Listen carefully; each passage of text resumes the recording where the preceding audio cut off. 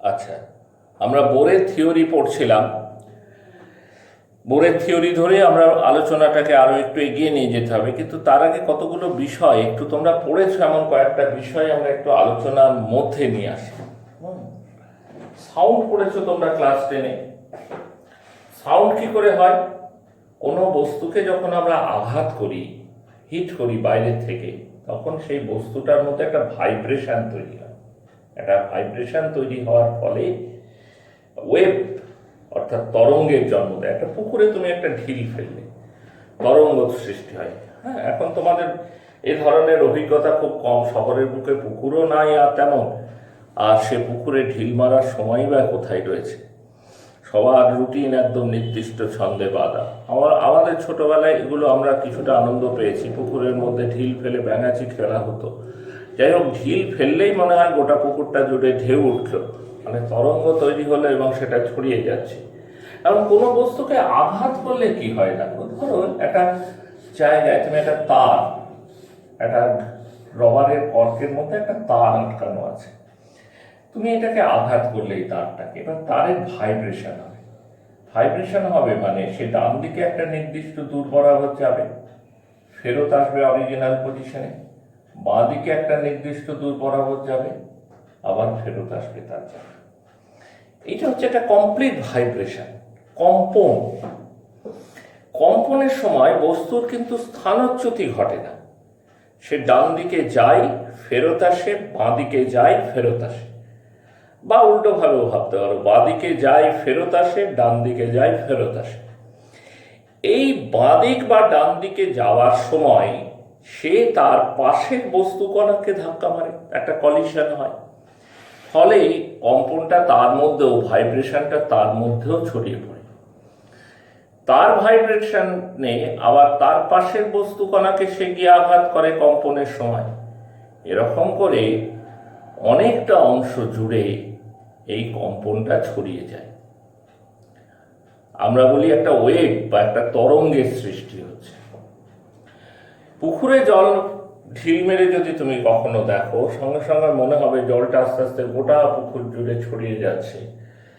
জল কিন্তু সরে যায় না, ঢিলটা ঠিক যেখানে গিয়ে আঘাত করে সেই জায়গার জলকণার একটা ভাইব্রেশন হয়। তার মানে সে কাঁপে, ডান দিকে বাঁ দিকে সে তার একটা ডিসপ্লেসমেন্ট হয়। সেই ডিসপ্লেসমেন্ট বা স্মরণ হওয়ার সময় সে ঠিক তার পাশে পার্টিকেলকে আঘাত করে, ফলে তার ডিসপ্লেসমেন্ট হয়। সে গিয়ে তার পাশের পার্টিকেলকে আঘাত করে, তার ডিসপ্লেসমেন্ট হয়। হ্যাঁ, এইভাবে ডিসপ্লেসমেন্ট হতে হতে হতে হতে গোটা পুকুরের জলেই তোমার সমস্ত কণার মধ্যে এই ওয়েভটা ছড়িয়ে যায়। তাহলে ওয়েভের বৈশিষ্ট্য আমরা গ্রাফিক্যালি, তোমরা ওয়েভকে রিপ্রেজেন্ট করেছো এরকম করে, তাই না? এইটা ধরো অরিজিনাল স্থান বস্তু কণা, এই যে অরিজিনাল। এবার সে ডান দিকে গেল একটা নির্দিষ্ট দূরে, এই ওয়েভটা তৈরি হচ্ছে, পিকে উঠলো, মানে এই দূরত্ব পৌঁছলো, ফেরত আসছে, ফেরত এলো আবার অরিজিনাল জায়গায়। এবার উল্টো দিকে যাচ্ছে, দশাটা উল্টো দিকে হলো, আবার ফেরত এলো তার অরিজিনাল জায়গায়, আবার সে ফেরত চলে। আমরা বললাম একটা কমপ্লিট ওয়েভ তৈরি হলো। ঠিক আছে, এখানে কতগুলো টার্ম রেখে রেখেছি, দেখো, frequency, wavelength, velocity of wave. Frequency মানে কি? ফ্রিকোয়েন্সি মানে হচ্ছে 1 সেকেন্ডে কতগুলো পূর্ণ কম্পন তৈরি হচ্ছে। Complete vibration occur in 1 second. 1 সেকেন্ডে কতগুলো পূর্ণ কম্পন তৈরি হচ্ছে। Complete vibration occur in 1 second, এটাকে বলে ফ্রিকোয়েন্সি। এটাকে আমরা নিউ দিয়ে লিখি। এখানে লিখেছি দেখো ওয়েভলেন্থ, তরঙ্গ দৈর্ঘ্য। কাকে বলে? একবার যদি পূর্ণ কম্পন হয় তাহলে তরঙ্গ যে দূরত্ব অতিক্রম করে, যে distance covered by a particle, the wave covered, মানে তরঙ্গটা যত distance covered by a wave for a complete vibration of the particle, the distance covered by a wave এই যে প্রথমেই তোমার পার্টিকেলটা ছিল এইখানে, তারপর ডান দিকে ডিসপ্লেসমেন্ট হলো, ওয়েভ তৈরি হচ্ছে, এখানে পৌঁছলো, অরিজিনাল জায়গায় ফেরত এলো, উল্টো দিকে ডিসপ্লেসমেন্ট হলো, অরিজিনাল জায়গায় ফেরত এলো। তাহলে একদম যেখানে শুরু করেছিলাম সেখানেই ফেরত এলাম পার্টিকেলটা। এই অবস্থায় ওয়েভ যতদূর এগিয়ে গেল সেটাকে আমরা বলি wave length lambda.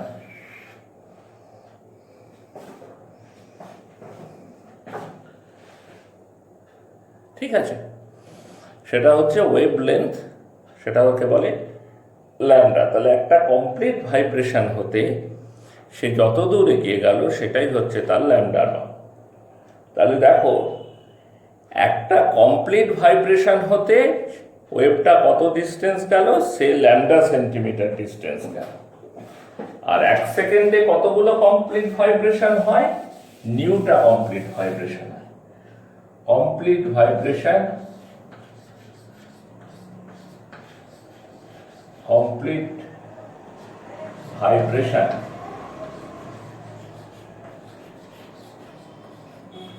occur in 1 second. Complete vibration occur in 1 second. হ্যাঁ, সেটা হচ্ছে that is equal to nu. Distance covered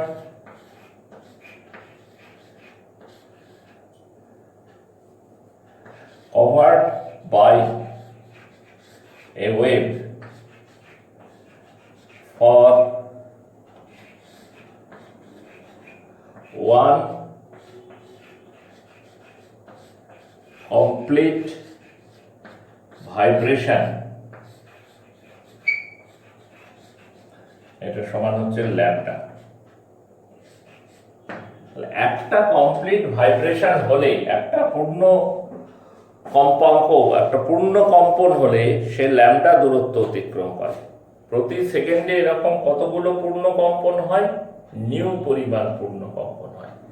তাহলে 1 সেকেন্ডে একটা পার্টিকেল কত দূরত্ব কভার করে, distance covered by a particle, distance covered by a particle, distance covered by a particle in 1 second, lambda into nu। দেখো বুঝতে পারলে কি, নিউটা কমপ্লিট ভাইব্রেশন হয়, আর একটা ভাইব্রেশনের জন্য সে ল্যাম্ডা ডিস্টেন্স কভার করে। তাহলে 1 সেকেন্ডে নিউটা কমপ্লিট ভাইব্রেশন হচ্ছে, আর প্রত্যেকটা কমপ্লিট ভাইব্রেশনের জন্য সে কতটা ডিস্টেন্স কভার করছে, সে ল্যাম্ডা ডিস্টেন্স কভার করছে। তাহলে 1 সেকেন্ডে তরঙ্গটা যাচ্ছে কত, নিউ ইন্টু ল্যাম্ডা। একটার জন্য যাই ল্যাম্ডা সেন্টিমিটার, তাহলে নিউ এর জন্য যাবে নিউ ল্যাম্ডা সেন্টিমিটার। তাহলে প্রতি সেকেন্ডে সে কভার করছে কতটা ডিস্টেন্স, ল্যাম্ডা ইন্টু নিউ। এটাকে আমরা ভেলোসিটি অফ দ্য ওয়েভ বলতে পারি। Velocity of the wave, velocity of the wave, এটা সমান হচ্ছে, ধরো v যদি বলি, v সমান নিউ ইন্টু ল্যাম্ডা। তাহলে nu equal to v by lambda, nu সমান v by lambda.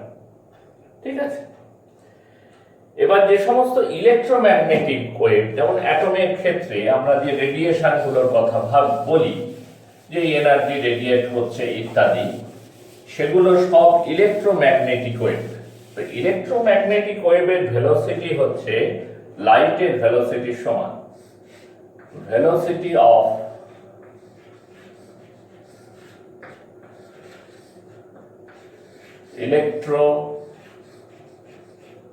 electromagnetic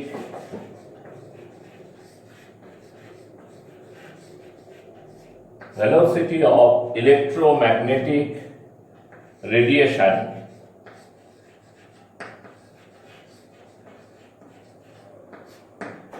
equal to velocity of light। লাইটের গতিবেগের সমান।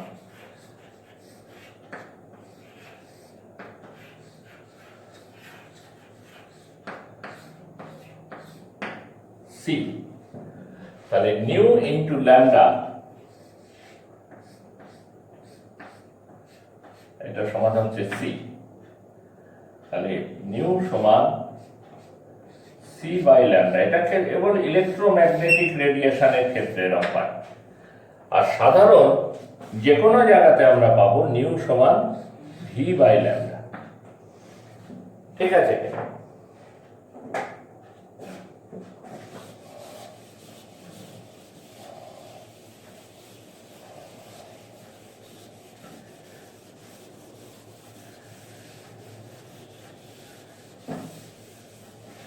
একটা সম্পর্ক আমি এখনো পড়াইনি, সামনের দিন পড়াবো, দেখবে E equal to H new.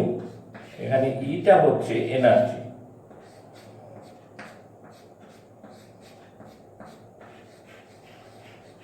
বা শক্তি,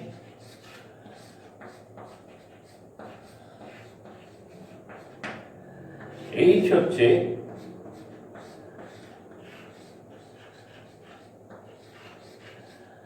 প্লাঙ্কস কনস্ট্যান্ট, প্লাঙ্কের ধ্রুবক, এই যে যার কথা আমরা আগেও আলোচনা করেছি। আর নিউ হচ্ছে ফ্রিকোয়েন্সি।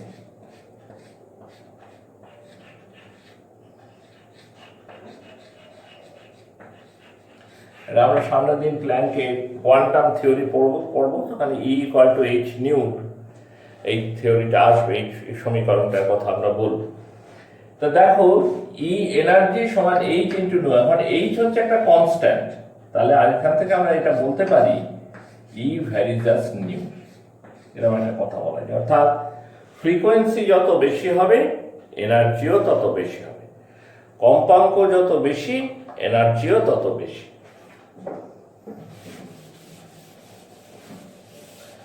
আবার দেখো E equal to H new.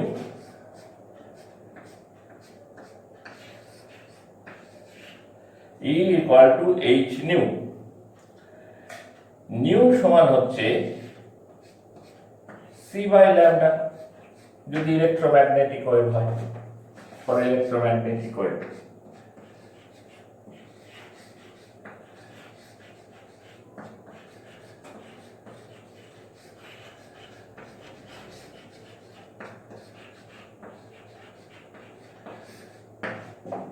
আর যে কোনো ক্ষেত্রে আমরা বলতে পারি নিউ সমান ভি বাই ল্যামডা।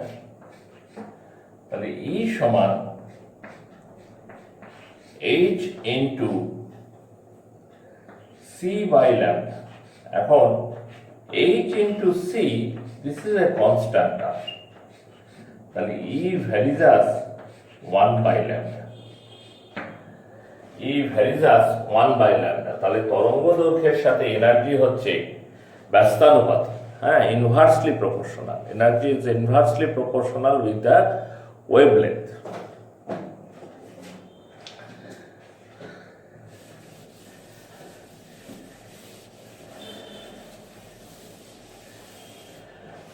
নিউ বার,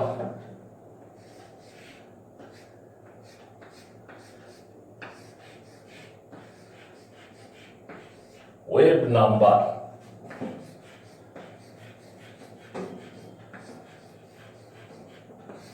তরঙ্গ সংখ্যা,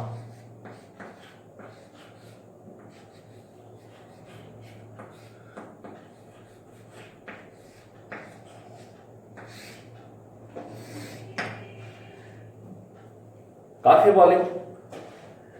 1 সেন্টিমিটার দূরত্বে যতগুলি পূর্ণ তরঙ্গ তৈরি হয়, the complete wave produced within distance 1 centimetre. 1 centimetre দূরত্বের মধ্যে যতগুলো পূর্ণ তরঙ্গ তৈরি হবে। দেখো ল্যামডাকে যদি আমরা ওয়েভলেন্থ বলি, হ্যাঁ, যদি ল্যামডাকে আমরা ওয়েভলেন্থ বলি, তরঙ্গ দৈর্ঘ্য, বাংলায় বলে তরঙ্গ দৈর্ঘ্য, তাহলে একটা তরঙ্গ ল্যামডা সেন্টিমিটার গেলে আমরা বলি 1 কমপ্লিট অসিলেশন হবে। তাই না? ওয়ান কমপ্লিট অসিলেশন, একটা পূর্ণ কম্পাউন্ড, একটা পূর্ণ কম্পন হলো, ওয়ান কমপ্লিট ভাইব্রেশন বা অসিলেশন।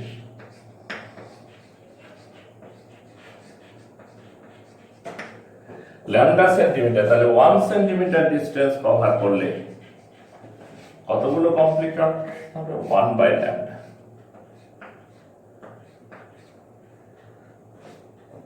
ঠিক আছে, তাহলে 1 সেন্টিমিটারে কতগুলো কমপ্লিট ভাইব্রেশন হবে? 1 বাই ল্যামডা।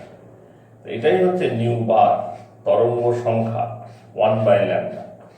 তাহলে নিউ বার জিনিসটাকে আমি আবারও বলি, 1 সেন্টিমিটার দূরত্বের মধ্যে যতগুলো পূর্ণ তরঙ্গ তৈরি হবে সেটাকেই বলা হয় তরঙ্গ সংখ্যা। Wave number is the number of complete vibration occur within a distance 1 centimeter. তাহলে এই ল্যামডাকে যদি ওয়েভলেন্থ ধরে নিই, তাহলে ওয়েভলেন্থের ডেফিনেশন অনুযায়ী ল্যামডা সেন্টিমিটার দূরত্ব কভার করছে মানে একবার কমপ্লিট ভাইব্রেশন হচ্ছে, 1 কমপ্লিট অসিলেশন হচ্ছে। তাহলে 1 সেন্টিমিটার দূরত্ব অতিক্রম করা মানে 1 বাই ল্যামডা সংখ্যক কমপ্লিট অসিলেশন হবে। তাহলে নিউ বার সমান কি হবে? 1 বাই ল্যামডা। ঠিক আছে, এই যে সম্পর্কগুলো, এগুলো পরবর্তীতে আমাদের কাজে আসবে। হ্যাঁ, আমরা পরে থিওরি যখন ম্যাথমেটিক্যাল পার্টটা আলোচনা করব তখন এগুলো আমাদেরকে কাজে আসবে, আমরা এগুলো অঙ্ক কষার সময় ব্যবহার করতে পারবো। তা আজকে এই পর্যন্তই থাকলো।